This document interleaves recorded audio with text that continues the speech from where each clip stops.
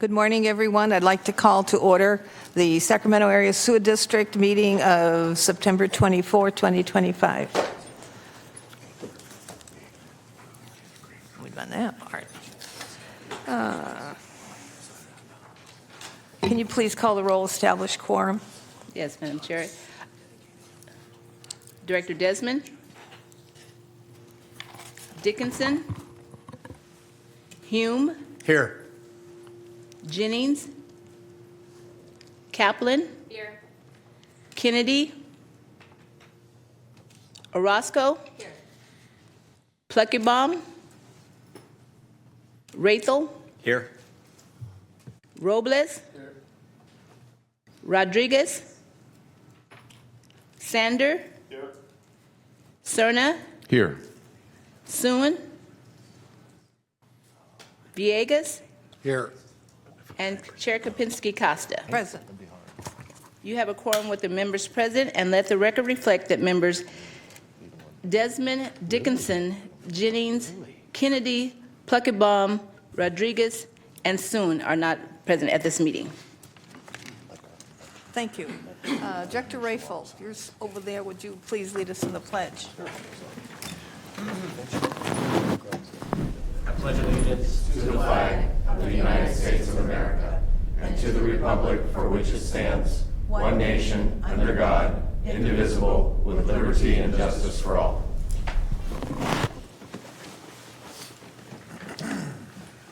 Thank you. Would you please read the public comment procedure?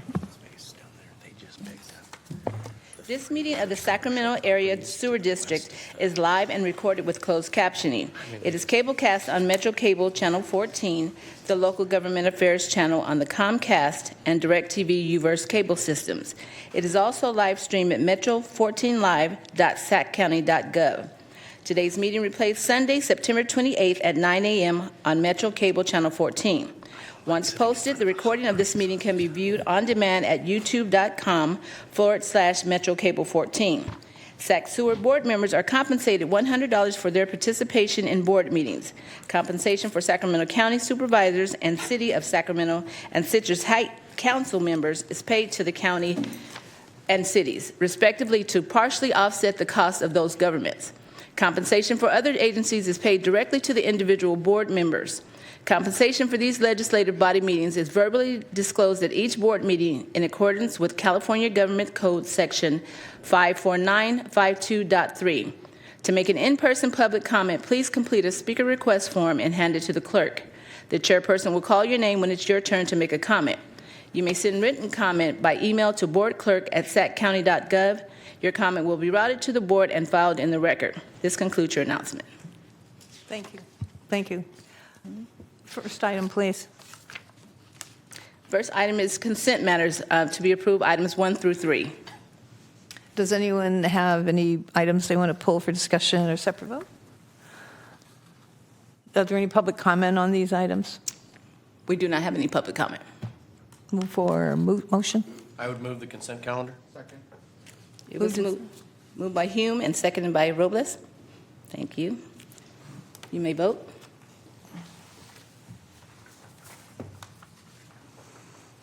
Your vote passes unanimously with the members present. Great.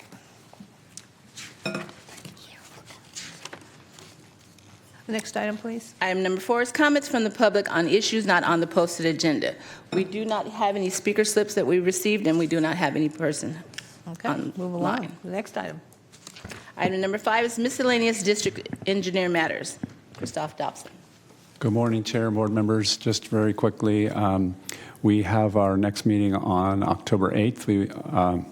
I know that there will be some absences, but we're doing a little poll to see how many absences there will be. We have several important items, including 2 MOUs, so we're wrapping up our labor negotiations, so we're really hopeful, and the employees are hoping to get those MOUs in place, so we're hoping to get a quorum. As soon as we find out, we'll let people know, but at this point, we still have that meeting on October 8th, and that's all I have. And I encourage anyone who isn't leaving town to be in town to come, because you probably only get your quorum by a teeny amount if Yeah. the cities are gone. Are you going to League of Cities? Are you going to League of Cities? Absolutely. So you're going to, all right. Okay, next item, please. Madam Chair, item number 6 is Biogeneration Facility Project Funding and Construction Update. Presenter Stephen Bozic. Can you cue the presentation for item 6, please?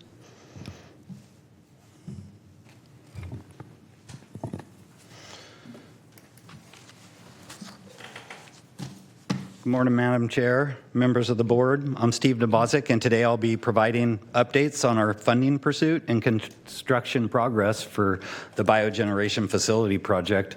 The last updates were presented in January of this year, so I'm going to recap and build on that information.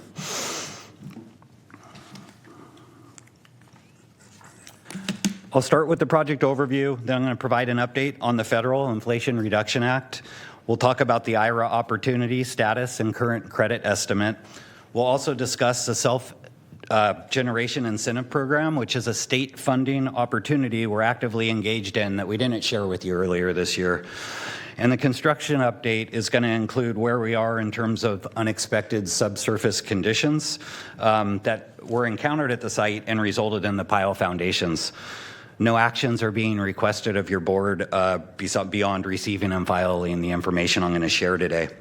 Before moving on from this slide, I just want to I'm just going to describe some of the photos as we're walking through them. This is a picture of the Biogen site. You can see the completed piles across the site. Up in the top left-hand corner is our fuel cell area where the rebar has been placed. And then over off on the far right is our contractor laydown area. As far as the project overview, Biogen is a renewable energy project. It's going to include 13.4 megawatts of installed capacity that's going to use all of our biogas on site to produce renewable heat and power at the Echo Water facility. The installed capacity is going to be provided by 4 2.6 megawatt internal combustion engines, 1 2.8 megawatt fuel cell, and all the necessary support systems and equipment to ensure efficient and reliable operations. These include gas conditioning, engine exhaust treatment, heat recovery systems, electrical equipment and controls, a building, and a boiler. The project will also provide hydrogen production capability in the future through fuel cell trigeneration, and we're delivering this project in a design-build partnership with Ameresco. The Biogen site's located north of our existing digesters, as shown by the red box on the picture on the left. Your last board meeting was in that building on the bottom right, in our administration building, just to kind of place you where we are on our site. Moving to the photo on the right, you can see the fuel cell area in the top left. When the differing site conditions were encountered, we were able to advance the design of the fuel cell area a lot more efficiently with that designer than we were elsewhere on the site. So in order to meet beginning of construction requirements for the IRA funding, we place significant focus on accelerating that fuel pad area.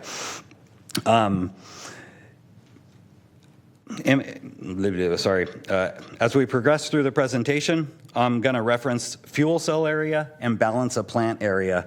The differentiation is just due to the advancement of the project to minimize delays after the differing site conditions were encountered.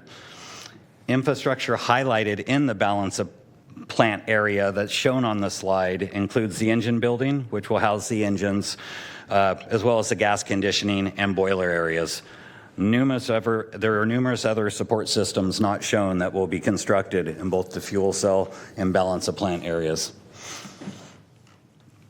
Before shifting to the funding update, just the photo on the right, or the photo on the left shows underground work to support utility installation in the fuel cell area, and that one on the right is the fuel cell module being offloaded to offsite storage. And as I present this to you today, most of the fuel cell equipment is now at the Biogen site. So the IRA opportunity was made possible by significant changes to Section 48 of the IRS tax code. It now allows tax-exempt agencies like Sac Sewer to directly participate in qualifying renewable energy projects with direct payment provided as a tax credit paid after the project is complete. It's a prescriptive program, meaning we're not competing for a pot of money. We just need to meet the IRS requirements. IRA was announced during Biogen's development, and we acted quickly to ensure that the project contract requirements aligned with new program rules for combined heat and power systems.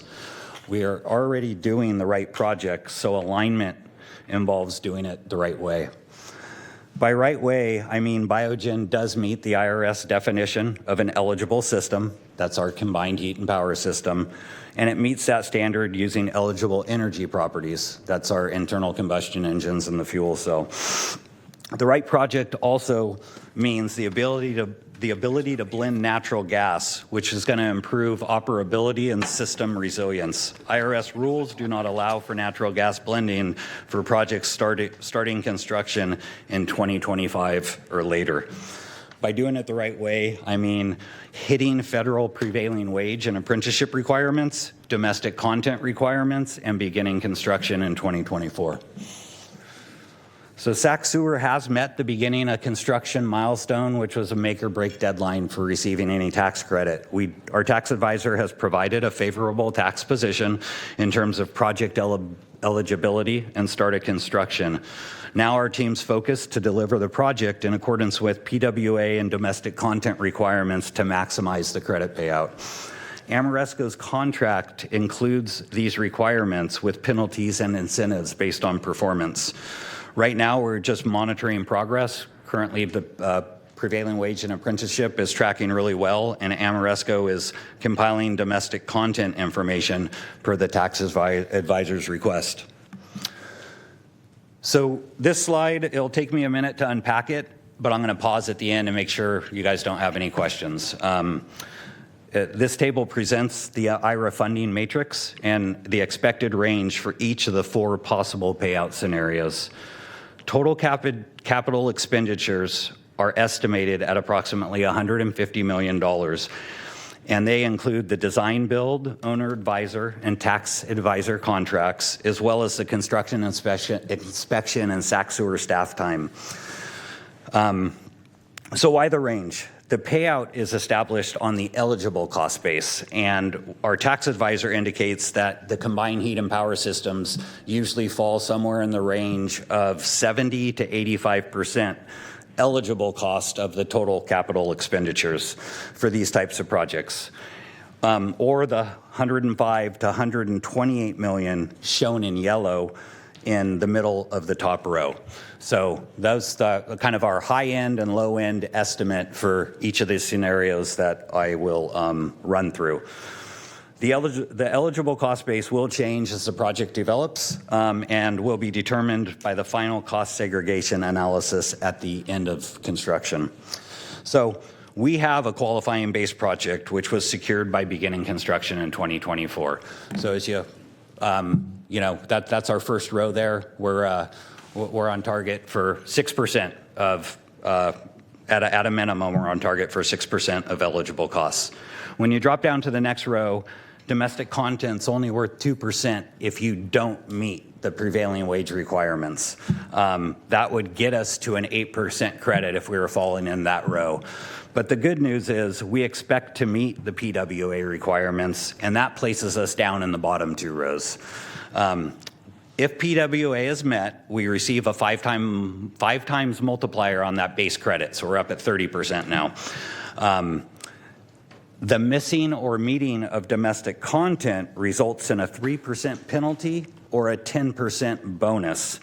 That results in a credit range of 27 or 40% of eligible costs, as we show in those bottom 2 rows.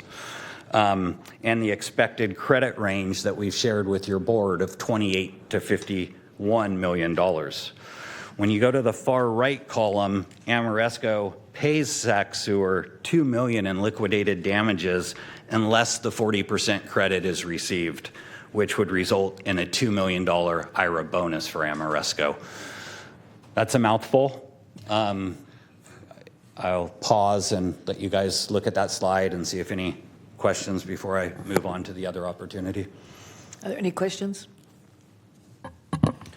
Thank you. I just want to make sure I understand that last column. So this is a $4 million swing for Amoresco. Yes. If they hit their targets, they're going to get $2 million. If they don't hit them, they're going to be billed $2 million. Correct. Okay. Thank you. I also had a question. So there's a lot of moving parts here. And I understand the concept here of incentive and penalty. Is this a standard way to do this historically for Amoresco? Have they entered into contractual arrangements like this with other parties? I'm not sure. We just knew we needed to be, during the finalizing the contract negotiations for the design build contract, we knew we had to offer up something to motivate them because there is some rigor and some costs to meet that domestic content and track some, work with us. This is where we landed. They didn't share with us if this is typical of their agreements. I know it's the IRA Act of 2022. So as far as them participating in anything associated with IRA, this is all new, and there's not that many projects that are that far along as far as the federal IRA.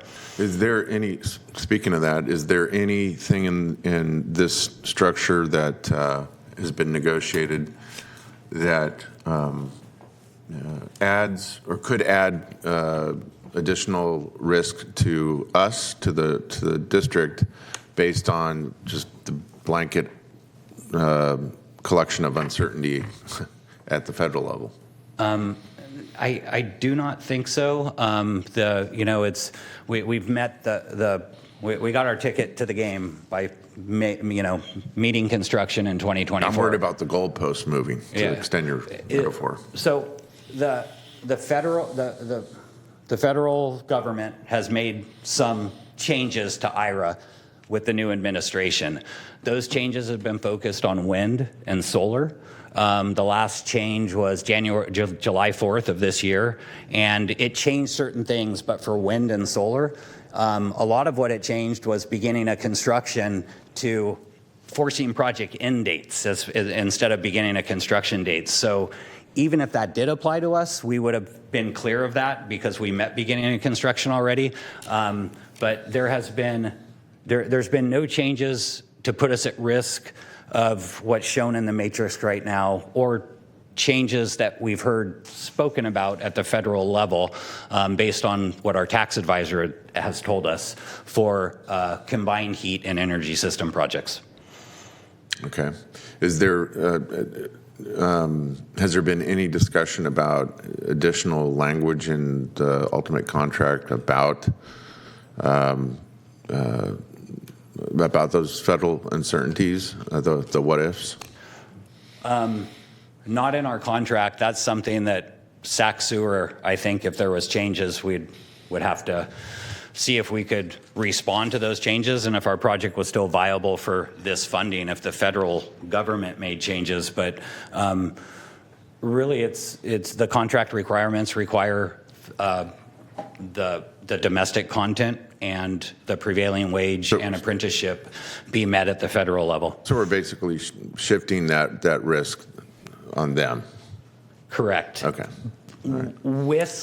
We're also partnered with them. We brought a tax advisor on. You guys approved that contract last August, and it's significant. It's $750,000. We've learned really quickly. It's like a forensic. When you ask questions, it's a forensic evaluation. There is not an easy question. It goes through multiple layers of tax code review and things when we do.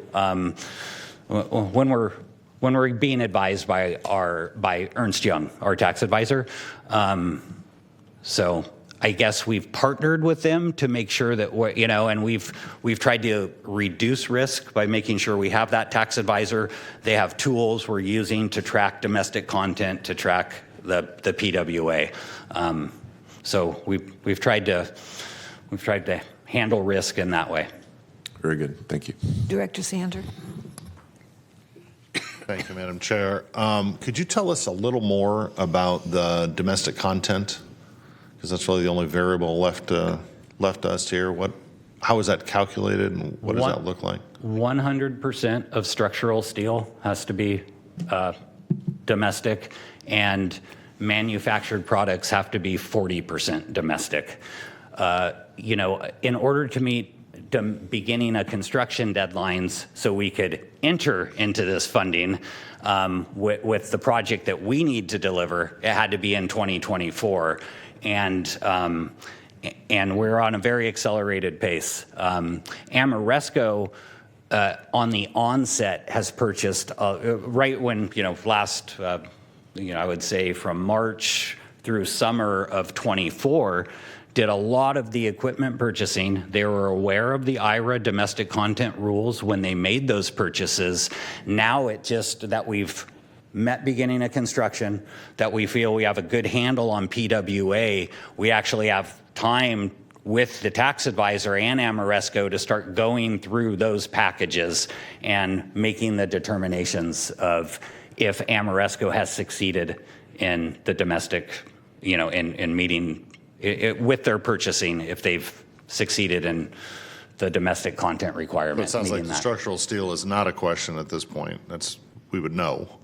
Structural steel is not a question at this point. We're getting the fuel cell packages, things like that. You have to really dig down into those. Some of those things come on skids, so where somebody might want to call it 100%, the whole thing is manufactured, and then show documentation that 40% of that is domestic. EY is going back and we have to break out all structural steel first and then go through. So it's just it's time-consuming process. We're starting it on the fuel cell right now, and then we're going to keep moving through the packages. We're going to go to the engine package next, the gas conditioning package, and methodically evaluate domestic content, and if Ameresco achieved meeting the requirements when they made those purchases. All right, that's good. Thank you. Thank you. Any other questions? Move forward, Steve. All right. The self-generation program is another opportunity we're pursuing. Similar to the IRA funding, it's prescriptive in nature, so we're not competing with other projects. All we need to do is meet the program requirements. Biogen's fuel cell is eligible. The engines and the boiler are not in this program. The fuel cell requirements include we have to be a PG&E, gas or electric customer. We hit the gas. And you have to have a 100% biogas fueled project. As I mentioned earlier, Biogen is going to have natural gas blending, but that's mostly for good trimming out of the engines as they're operating and things like that. It is also helpful for the fuel cell upon startup. So we're currently coordinating with the program administrators of the SGIP at the state, put in metering if we need to so we can document that we will only put natural gas in that fuel cell upon startup. And they seem to be okay with that concept, so we're working through that. We do expect the payout. We expect the payout to be about $4.3 million. The breakdown to arrive here is shown in that table on the right. We essentially get $2 a watt for the first megawatt of that fuel cell, $1.50 for the second megawatt, and $1 a watt for that last 0.8 megawatts of the 2.8 megawatt fuel cell. That totals up to $4.3 million. There is a 5% application fee that's refundable if the project is determined not to be eligible. And if you do meet eligibility, that application fee is just baked into your payout. Half is paid when the project is commissioned. The other half will be paid out over 5 years based on performance. There's a requirement to use a third-party independent data collector, and that should cost about $50,000 over the performance period.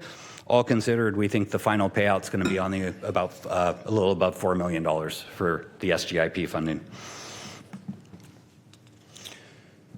Any more funding questions? Okay, before I move on to the construction update. Don't see any. All right. As mentioned, the pile installation was pile installation work for the entire site was complete in August. These photos are taken in the fuel cell area, and they show some of the preparatory work leading to the poured fuel cell pad on the left. On the top right, we show a picture of a pile cut to elevation filled with slurry and rebar placed for tie-in with the slab. And below that is a picture showing the installed underground utilities, rebar placement, and formwork.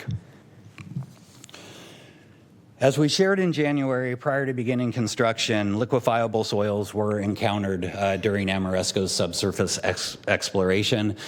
The conditions weren't expected or observed in previous work or near the site. It did require deep foundations and an increase in the change order allowance, which your board approved this morning with the on the consent items. Biogen Change Management Board provides oversight of the releases as we move forward. In terms of completed activities, we've really already touched on the first 4 bullets of this slide as I've gone through the pictures and the presentation so far. Basically, the piles are complete and a lot of preparatory work in the fuel cell area that led to that poured foundation. The hot water system, the last bullet, hot water system modifications have also been completed, and that was a significant milestone. Our current source of heat is from SMUD, and we use that to heat our hot water loops and ultimately transfer that heat to our digesters. And they're under regulatory requirements to run at certain temperatures and things like that. Those are items we've discussed with your board in the past. The interconnection for the SMUD heat source is near our I&E building, and Biogen sits far away from that. So we're going to be reversing flows, a lot of piping modifications and things like that needed to get underway so we can support the change of the water loop once Biogen is commissioned. So the water loop modifications were needed to prepare for that. The work was heavily supported by our operations and engineering staff and represents the first major shutdown of a SAC sewer process to accommodate Biogen's construction. The picture on the right of this slide is just showing some of those piping modifications that's taking place down in the tunnel system under our digesters. Timely procurement of equipment is vital for a project like this, especially with some of the lead times we saw when we were signing the contract with Amoresco. Biogen's doing well in that regard. We have all our major systems are purchased, and many are either at local storage or at the site. We did attend factory testing for the electrical gear, fuel cell, and engines before they were shipped. Those are the items that are shown in those photos. Other equipment secured but not shown includes the standby boiler, gas conditioning equipment, and the building structural components, and just a ton of miscellaneous and supporting equipment for the project has also arrived. Upcoming activities for the fall 2025 to spring 2026 includes final delivery of this fuel cell equipment to the site and placement and anchoring to the equipment, anchoring that equipment to the foundation. And then the remaining work in the balance of plant area is just going to mirror the work we discussed in the fuel cell area, and we're just working and leading towards pouring the remaining pads so we can start building up the other areas of the site as well. That's all I have for you today, unless there's any questions. Are there any other questions? Director Hume? Thank you. I just have one question. Back to the beginning of construction make or break deadline. Yes. Did we hit that just by luck and not realizing this program eligibility was out there? And maybe luck is the wrong word, providence, serendipity. The timeline is pretty interesting. So we originally had the all-engine project that we were going to procure, and then your board weighed in and said, no, we need to bring more. We want non-combustion. We want some non-combustion technology. Right. At the time, staff was concerned that delay with the way inflation was going to go could put our project where maybe it's not as economically viable. in that delay, the IRA Act of 2022 was born. There wasn't a lot of information on it, but we piled everything we could about IRA into the design build agreement. So it was by luck that IRA appeared. It was by perseverance and a lot of hard work and dedication, staff, Sac Sewer staff, Amoresco staff, to meet the beginning of construction deadline. It was a push to get the air permits so we could start construction and do that. We signed a contract in February 2024, got air permits in September of 2024, and had most of the fuel cell pad piles complete by the end of December. So it was a rush effort. So there was some luck and some hard work. Well, congratulations and thank you on the hard work portion. Yeah. Really appreciate it. Appreciate it. Thank you.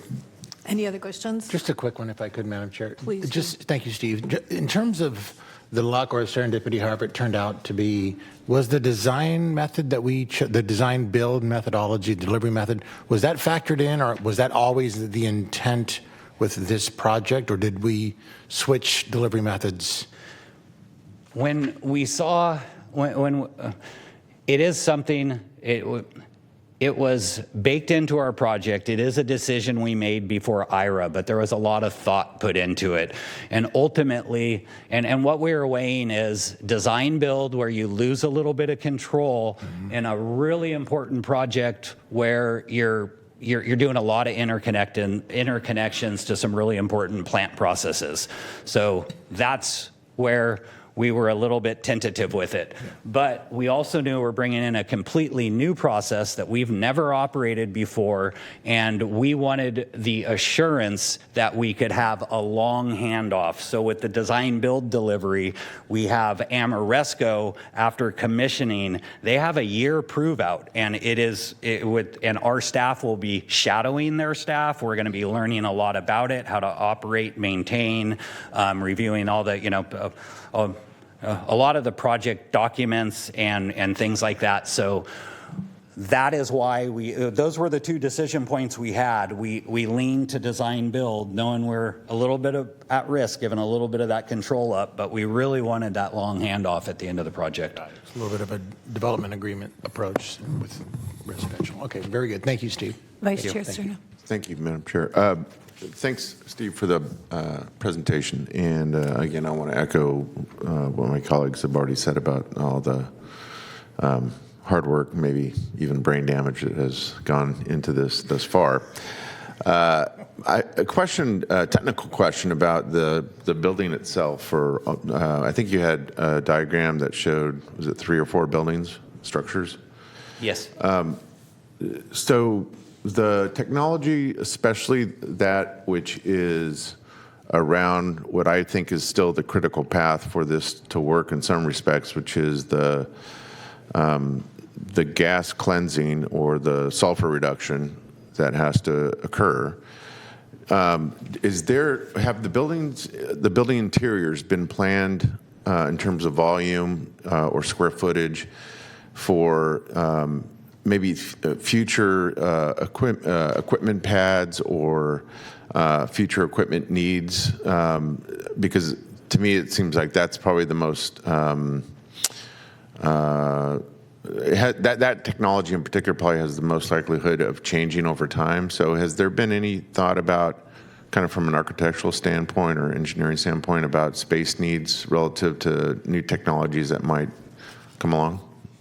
That's a great question. We have a pack site. I can confidently say that in the building itself, there is an extra bay for an engine in the future. The fuel pads and the gas conditioning pads and all those, they're going to be pretty populated with our current equipment. I don't think there is a lot of footprint there. It might be, but I really would need to go back and verify. And I assume we have enough proximate exterior space that if we had to, you could look at, and I'm talking way in the future, yes, amending the footprint in total. Yeah, we could go north, and we can go to the To the east. where that Yeah. that laydown area was. Some of the solids improvements will include primary sledge thickening. That's going to alleviate the need for any new digester in the near future. And I just mentioned that because that contractor laydown area, kind of in our master plan type of look at things, that is where future digesters would go. But I think those future digesters are far enough out on the horizon now that, there might be new processes all around where we're doing something different as opposed to building a new digester. Sure. So, Okay, very good. Thank you. yeah. Any other questions, comments? I have a comment. So you mentioned luck. So I'm going to give you the science quote of the day from Louis Pasteur. Chance favors the prepared mind. In our case, it's probably more like the old Latin saying, which is something about opportunity or chance. What is the quote? Luck is what happens when preparation meets opportunity. And I think that's where we found ourselves with, remarkable vision and foresight in getting this done, great partnerships, great technical expertise, great leadership from this organization. Director Hume and I were up here discussing the thickness of the concrete in the foundation. Looked a little excessive to us. So thank goodness we have actual experts and not people who are capable of pouring like a garage footing and not a Biogen footing, because that probably would not have worked out. So I just want to congratulate you guys on a job really well done here. And it's not luck, it's preparation. I appreciate it. And that is Guillermo Robles and Evelyn Trin. They are the project managers of all the construction, and they're what is making this happening. They're Good job. A very good job. Thank you, Steve. Were there any public comments on this item? Madam Chair, we do not have any public comments on that item. Okay, so this is just receive and file, so no vote required. What's the next item? Item number 7 is Harvest Water Quarterly Report for April 1st through June 30th, 2025. Presenters Jophil Borja and Mike Crooks. Good morning, Morning. Madam Chair, members of the board. My name is Mike Crooks. I'm the Capital Program Manager for Harvest Water, and I'm going to team up with Joe Phil, provide you with a quarterly update, and we'll start with the capital side. Just bullet points of what we're going to touch on today, again, starting with the capital side of the program updates and program financials. Then Joe Phil will come up and he'll discuss administrative program information. And lastly, he'll touch on upcoming board actions that we see coming. A little bit of repetitive information you've seen before, but just real briefly on the capital side of the program, we've divvied up the improvements that need to be constructed into what we're calling 6 separate projects. 2 of those projects are going to be implemented through 2 different phases. So that means we end up with 8 construction contracts to manage. At the end of the day, we'll have a pumping station with a rated capacity of 105 million gallons per day. We'll have just over 41 miles of pipeline installed, various sizes. We'll have roughly 120 service connections. That number seems to change kind of on a regular basis depending on the attitude out there in the service area, but right now we're planning on around 120. Construction did begin early last year in February, and it continues today. The pipeline projects collectively are represented here. We have the 4 different projects and then combined totals of pipeline miles. The light color is what's been installed to date. The dark color is what's included in their contracts. So this represents the end of August, so just last month, and we achieved 90% of our pipelines installed, and so we have very little left to go. This map, again, represents the installed pipeline segments. The green lines are the installed pipelines. The red areas are areas that are currently under construction. So as you can see, we're working on our final segments right now, and we're getting very close to completion. Excuse me. Somebody had asked me earlier this week if we had a total of the amount of roads that have been resurfaced, final improvements, and how many culverts have we replaced. So some of the pipeline construction has seen final paving as well. And so right now we're at 19 miles of resurfaced roads. And we're also at a total of 80 culverts replaced. This is south of the city of Elk Grove. Some of them we knew about, some of them we didn't. A lot of them are buried and plugged and pretty much out of sight. So those did result in change order. As we approach the end of pipeline installation, what's next is completing the roads. So we still have quite a bit to do with respect to road restoration and final paving. That's going to get going in earnest by the end of this month and continue into November, weather permitting. I'm going to share some construction photos that'll touch on each of the construction projects, and I can talk about our progress at this time. These photos are for the construction of the harvest water pumping station. First picture on the left shows VT is vertical turbine pumps. So those are the type of pumps that we're installing. This is the suction header that's been installed. That header will be connected to the disinfection contact basin that was constructed with the Echo Water Tertiary Treatment Facilities project. The middle photo is a photo of what we call pump cans. These are the vertical pipes, basically, that the pumps will be installed within. These items were fabricated off-site in Texas. We've had challenges with the manufacturer's quality control process, and so these have taken longer to fabricate and deliver to the site than we had hoped. But as of this week, they started showing up on site, so the contractor is now actively installing these pump cans. And that's those pump cans laying on their sides at the manufacturer's factory. Elk Grove Transmission Pipeline, and that's what connects to the pump station. This photo is of our railroad crossing at Sims Road on plant property. This is a launch shaft that's been constructed, so the tunnel machine starts here, goes under the tracks, and pops out on the other side. This is a rather deep tunnel to miss some utilities that are installed parallel to the tracks. So it was a very interesting construction of that shaft. This tunnel is now complete, and also our pipeline, our 66-inch pipe that goes inside the tunnel, has been installed. Madam Chair, if I could, if you can go back to that slide. Yep. Maybe this one. How do you do? There we go. So is that the width of the tunnel? The full, is that a consistent width through? That's bigger than the tunnel. The tunnel itself is 78-inch diameter. Okay. Whereas this had to be big enough to fit the equipment, tunnel, the machine, and also the pipe segments. I was going to say, because that looks like it's about 25 feet. I think closer to 15 to 20. Okay. But definitely much bigger than our tunnel under the tracks. Gotcha. All right. Thank you. Yep. This is another look inside that shaft on the left. You see them placing, I think it's another section of casing. So they as they drill, they push sections of casing behind the tunnel boring machine. On the right side, that's a photo inside what we call the receiving pit. So that's on the east side of the tracks, and you can see kind of through the shadows, the cutting face of the tunnel boring machine has actually made its way into the receiving pit. So that was the completion of the tunnel. The other part of the Elk Grove T-Main goes down Franklin Boulevard and Willard Parkway. This is a shot of what we call Phase 2. It's between Laguna Boulevard and Elk Grove Boulevard, showing paving over the completed pipeline.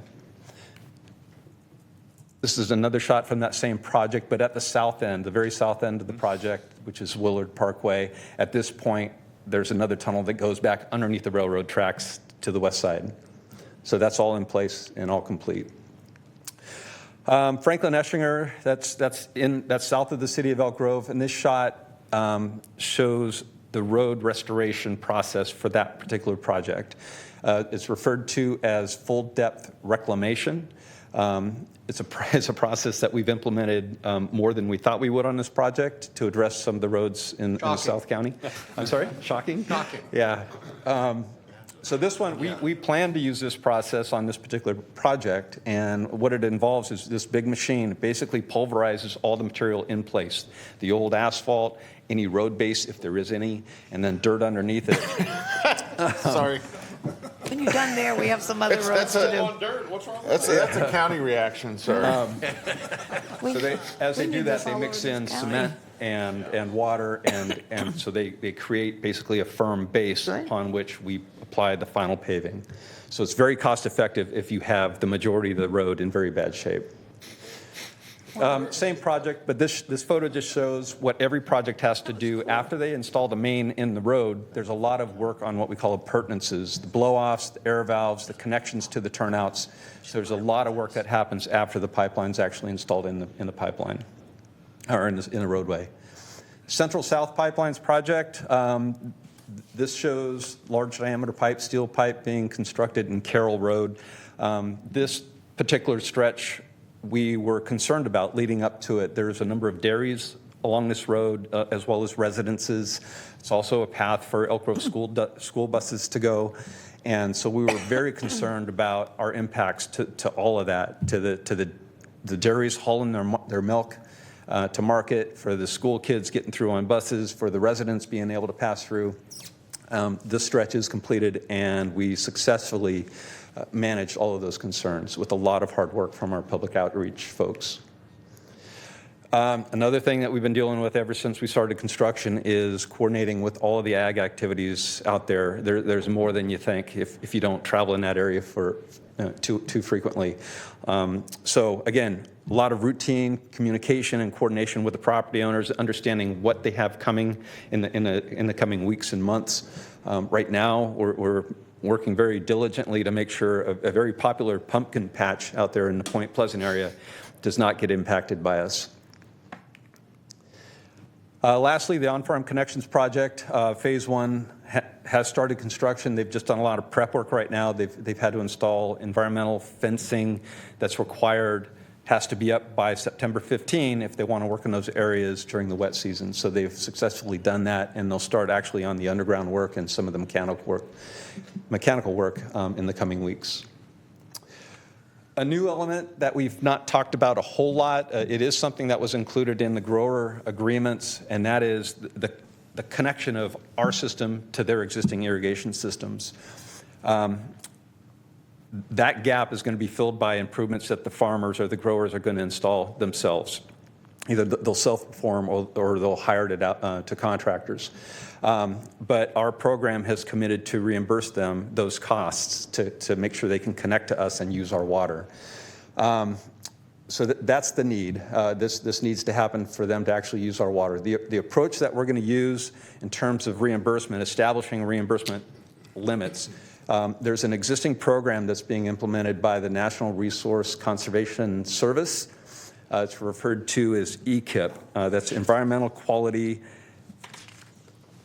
I'm going to get to it, Environmental Quality Incentives Program.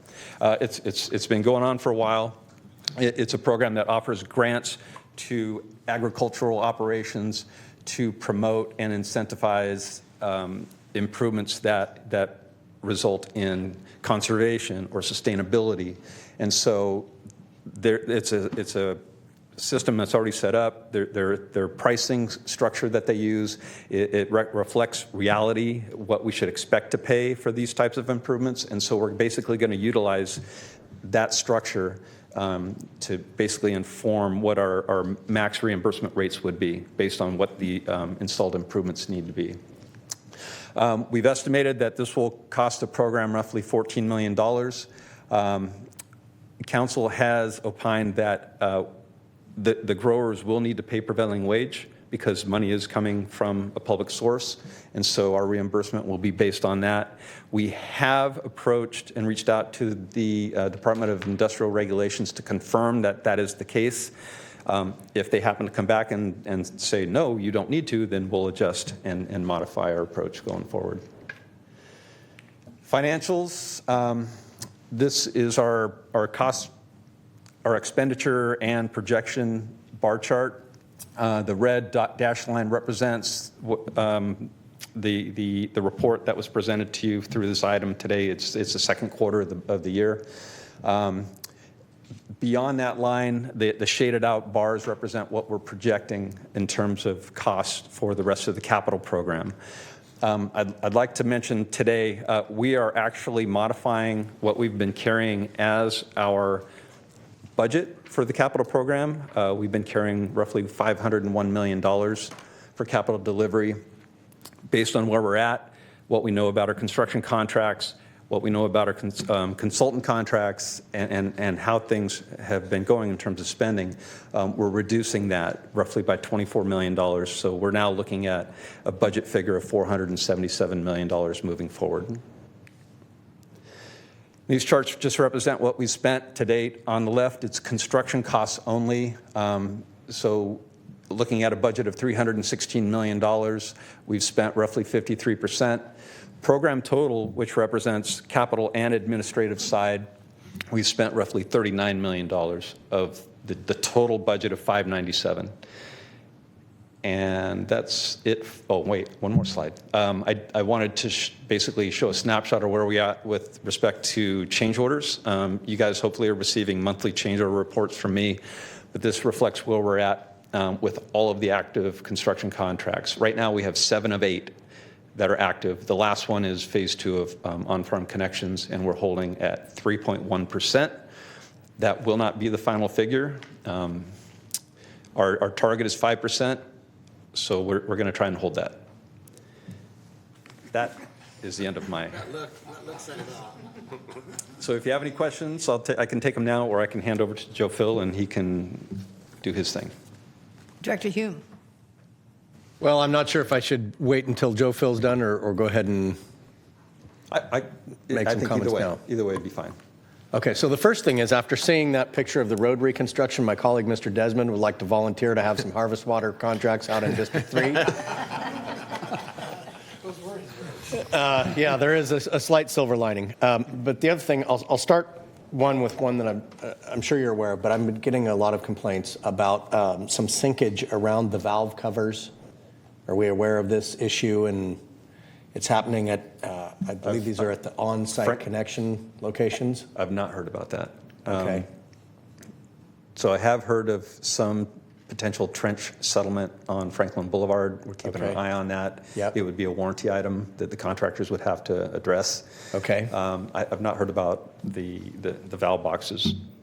And just so I know, are the warranty items, is that something that I should be patient about and tell people that once things are wrapped up, we will come back and address those at the end, or are they being addressed in real time? I think the former. The former, So okay. yeah, if the contractors go out and do something to it right now to address it, their warranty period is a year. So at the end of that year, if settlement continues, they'd have to come back and address it again. Gotcha. So if they wait for the 12-month period, then they address it one time. If it gets to a point where it creates an unsafe condition, then that would change. We would have them come out and address it immediately. Okay, and are we holding back a retention during that warranty period, or is it just implied that they have to make good on their promises? Good question. I do not believe that it's handled that way. I think as soon as we complete the construction contract, they receive the retention, but they are held to their warranty. We do have legally a warranty that's applied to the projects. Okay. And then, one of the reasons why I've been kind of hounding about this project, and there are many, but one of them is because in the agricultural world, there's oftentimes it's once a year that payday comes in, whether that's harvest, whether that's selling off a portion of that year's herd, or in this case, it's a pumpkin patch season that is when they make their money that keeps the farm afloat. And so I know that Kemah Pumpkin Patch has been pretty aggressive in trying to make sure that this is the season, make hay when the sun shines. This is when the sun shines for them. And so they've said that we're going to have a signage trailer with signs directing them south on Franklin so that they can access. Yep. That's correct? Yep. And during field trip days, there will be a flagger on Bruceville Road. Yes. Okay. And we'll have signage directing people to their farm during construction. Correct. Okay.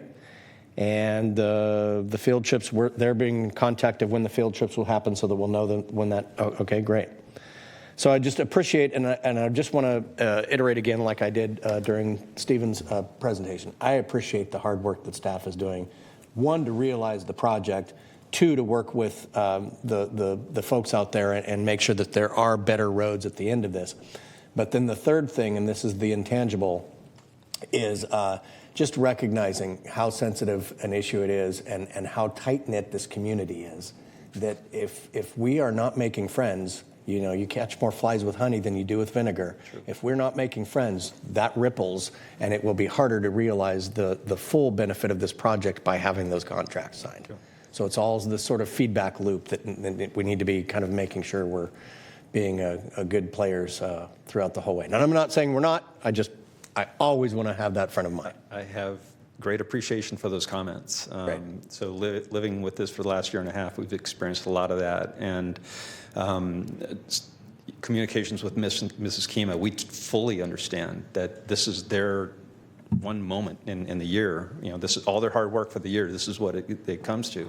So we totally get it. We try to make sure we understand that. It's hard for her, I think, to believe it until it actually happens. I do believe she has a better feeling of comfort that we are going to help. Field trips start on Thursday, and so I think one on Thursday, a couple more on Friday, and then they open for the public. And so, again, I mentioned our public outreach staff or team have been in constant communication with her and will continue to be for the next, and as long as we have to. In the meantime, improvements to roads in that area are going to continue. And so before the end of October, we should see things starting to open up and people have an easier time reaching that location. Good.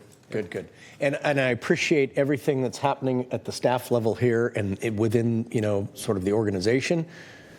There's the other issue of the contractors in the field sometimes can be gruff in their interactions, which doesn't help any of us. So.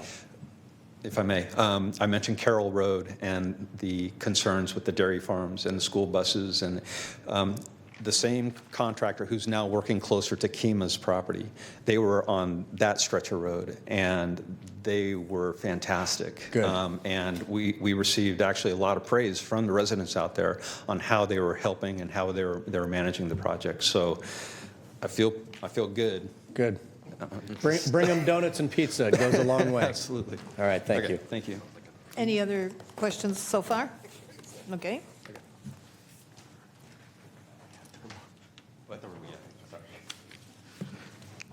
Good morning, everyone. Madam Chair, members of the board. Joe Flabor here, manager of the APMO program. So we're going to be providing you with updates and highlights. In the spirit of Board Director Hume and talking about working with our partners community, the last month in September, as the legislature came back into a mad sprint towards their September 12th deadline, we really realized the importance of having to work with our partners both in the state and regional level, as well as having and meeting and briefings with legislative offices, our delegation, our caucuses, to make sure that we, one, understand the implications of what could potentially be introduced in the last few weeks of session as it relates to protecting the Harvest Water Project, but also to push forward the voice of many of our coalition partners, SACSUR included, to make sure that the legislature actually provides the expenditure plan that many of our programs need in order for Prop 4 to materialize and realize on the grant programs. And so in the last 2 weeks alone in September, we've really pushed for our advocacy and education, but also in incentivize or push for the legislature to get this expenditure plan, because we do have benefits in both the water recycling program and the California Water Commission that's dependent on them moving that budget item. And so we were able to be successful in that regards. There is $386 million that's been proposed in the Prop 4 expenditure plan, with over $150 million in proposed state budget. We were able to advocate for protecting our WSIP expenditures, and with that, we are now exploring additional grant dollars from State Board. And we also, in parallel, continue to work with our federal partners in Congress and really understanding the potential impacts of other large-scale projects as it relates to Harvest Water. And so, as Director Hume had mentioned, there are different boots in the ground from the Harvest Water team, not just our contractors, not just the construction folks, but really our community engagement liaisons. We're there every day in the community, having meetings with the families, the farmers, and some of the generational growers that have been there for decades. We have one-on-one meetings with key stakeholders to address their specific concerns. Our Phase 2 OFCA agreements and easement meetings are coming in every day. We continue our groundwater level monitoring. We've developed recycled water program materials that really do answer the FAQs that they may have or concerns that they may have, coming at it from different angles. And we continue our eco-plan development. We're excited that our first crane management pilot were executed, the forage management completed, and another agreement signed by another landowner. Our procurement package for native plants were released, and we awarded that to 2 contractors. And the pictures on the right really shows our community liaison team working with the farmers, not just taking selfies, but really answering them and celebrating the potential opportunities, because they do know that this is more than just a construction project. It's going to be a generational commitment that the district has with these families as we bring these benefits to life. To that extent, we're excited to show that 56 off-cuts with recycled water service agreements at the end of Q2 have been signed. This represents, again, 68% of summer irrigation demand goal. The bid of Phase 1 off-cut package were completed, and as my colleague and partner in crime, Mr. Crooks, had mentioned, the construction of off-cut Phase 1 have started, and we're working very hard every day, even after hours, because we do respect that they are very busy during the day, during their harvest season, to maintain that communication so that we can get the remaining service agreements through 2025. I'd like to switch over to the APO program financials. This chart shows the program funding received to date. As you can see, the value of our project is still at $597.2 million. Our potential funding to date, as we work steadfast every day to make sure that we're closing the gap, we are at $416.3 million with a number of different grant programs and different commitments in hand and executed, and a number that we're still continuing to work, specifically with the State Water Board as well as with USDA. This shows our APMO budget and actual projected monthly expenditures. And as you can see, it's on the darker shade of, to me, it looks like it's salmon. It might actually be a little bit toned down orange. But on the lighter shade, on the left side of the screen, you'll see that we have not been spending as much because there's been a number of different work that we needed to do as an organization, but also with our partners in order to get these improvements in place, whether it's your negotiating with CDFW or state partners on our CAP-Bs program. That's taking us a little bit longer in time to really start this program going, just getting an agreement with their economists on what is the public benefit values of every single aspect of the ecological program. That's taking a little bit longer time.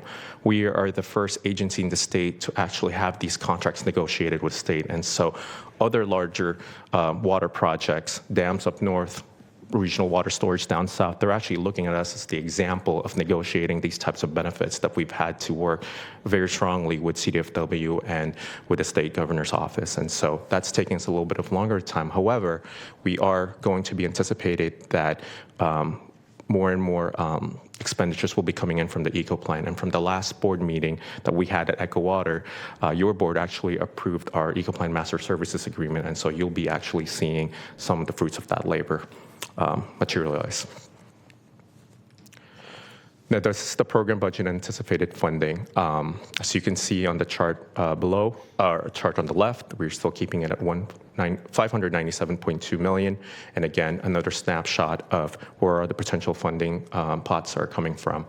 I will transition over to our APMO budget estimate.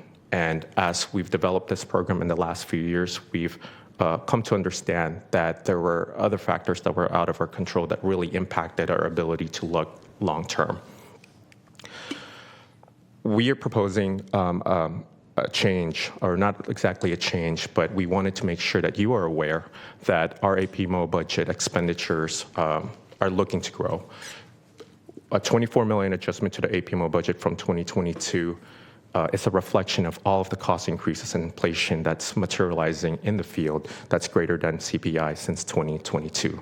And so when we completed a very long and enduring negotiations process with our CAPBs, that is our contract for public benefits, they were looking at 2022 numbers. And so now that we're going to be heading into the 2025 season, we've experienced that land prices have actually gone up an average of 5.14% per year. And the NRCS, that's the National Resource Conservation practice costs, have also increased 7% per year. And so these are the benchmarks that we as a district would need to be able to compensate for our growers and our partners in the community to make sure that we are aligning their costs into market.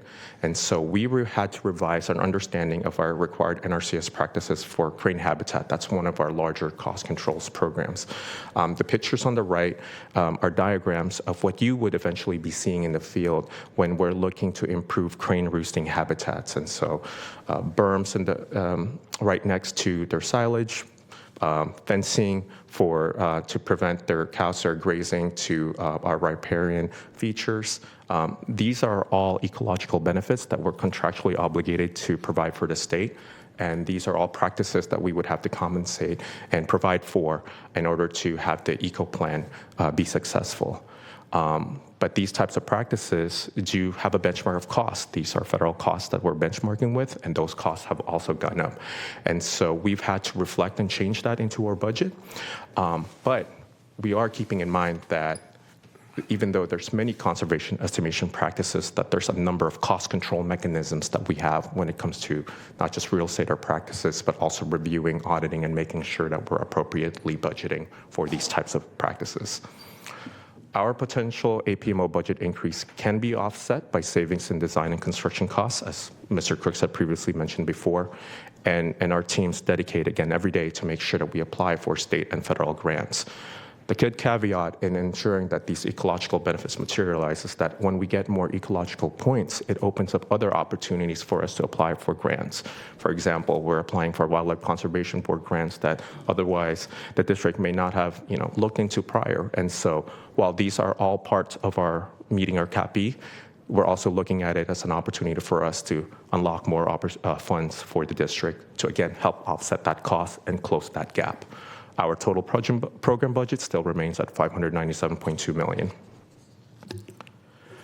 And I'd like to close that we do anticipate upcoming board actions. Our customer reimbursement framework for on-farm improvements for the use of recycled waters can be coming to your board. Our partners over at the CPMO team will be bringing forth consultant amendments for services during their contract, and our eco-plan procurement activities will be beginning, and we'll be implementing those benefits. With that, I'd like to invite Mr. Crooks, who's right behind me.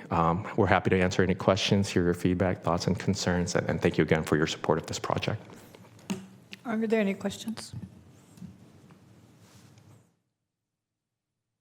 Good job. Doesn't see anybody? Okay, I don't see any questions. Thank you, Joe Phil. Thank you. And thank you, Mike. Any public comment on this item? We do not have any public comment on this item. And for the record, I'd like to state that Director Desmond is present, and I think I made the mistake of saying Director Hume was absent. My apologies. Director Hume is also present. What? As we heard. That's a good thing. I thought I was saying things. Madam Chair, item 8 is miscellaneous director matters. Keep going. Are there any other items that any board members want to bring forth? I don't see any miscellaneous matters. What's next? Item number 9, receive and file. That's it. So we do have a closed session, is that correct? Yes, in Okay, hearing so- room 1. Okay, so we're going to adjourn for closed session, and we'll be back to report at the end.